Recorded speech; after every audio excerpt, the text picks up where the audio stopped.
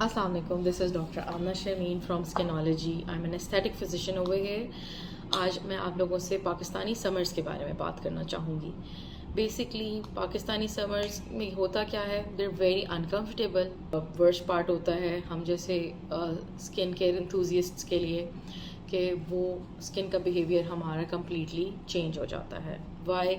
Temperature rise होता है, humidity हो जाती है, उसकी वजह से स्किन पसीना, ऑयली ग्रीसी स्किन, फिर जब डर्ट और सनस्क्रीन उसके साथ मिल जाती है तो मोस्ट लाइकली आपके पोर्स क्लॉग हो जाते हैं. और कॉम्बिनेशन स्किन टाइप के लिए तो ये worst time of the year होता है. उसकी वजह क्या बनती है, पोर्स क्लॉग हुए, आपको एक्नी, फिर वहाँ पे बैक्टीरियल ग्रोथ स्टार्ट हो गई. बैक्टीरियल ग्रोथ की वजह से क्या होता है कि आप ज़्यादा से ज़्यादा क्या कहते हैं फिर पिंपल्स और उनको फेस कर रहे होते हो. When it comes to summers, I would say कि basically हम लोगों को स्किन के बिहेवियर को मैनेज करना होता है. Temperature control is not in our hands, but we can control how to fix those problems. And when you are having those breakouts, I would definitely recommend you to go and see a physician. Do go and see your aesthetic physician, especially because they are the pros who are dealing with this on daily basis.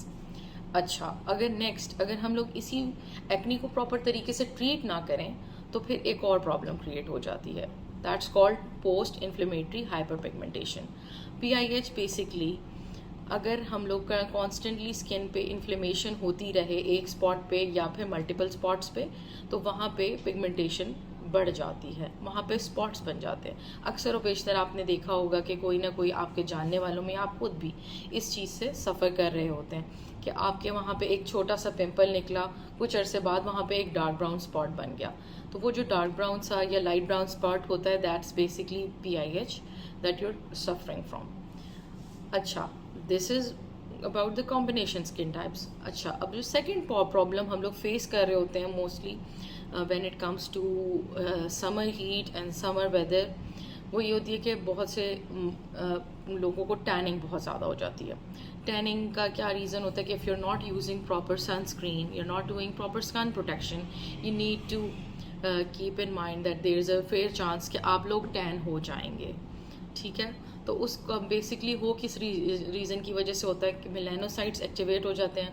Melanocytes एक sales होते हैं आपकी skin के अंदर जो pigment produce करते हैं, और वो पिगमेंट बेसिकली आपकी स्किन बैरियर को प्रोटेक्ट कर रहा होता है मज़ीद फर्दर डैमेज से.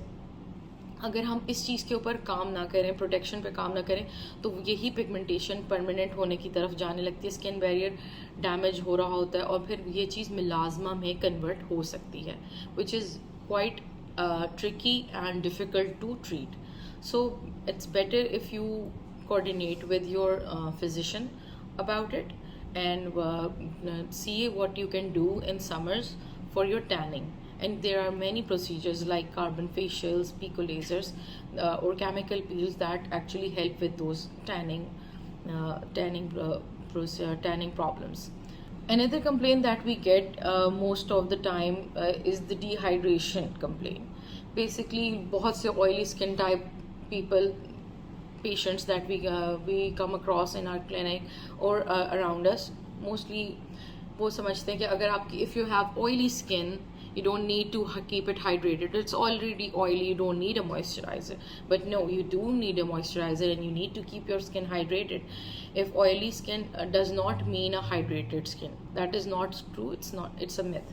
Excessive sweating actually causes water loss, और उसकी वजह से एक dehydrated oily skin होती है, जिसकी वजह से मज़ीद वो इन्फ्लेमेशन की तरफ जाती है और मज़ीद डलनेस की और सेंसिटिविटी की तरफ चली जाती है.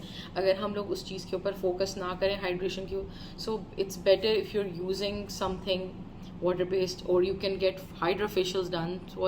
And it's also a myth that you cannot get hydrofacial done if you have acne prone skin.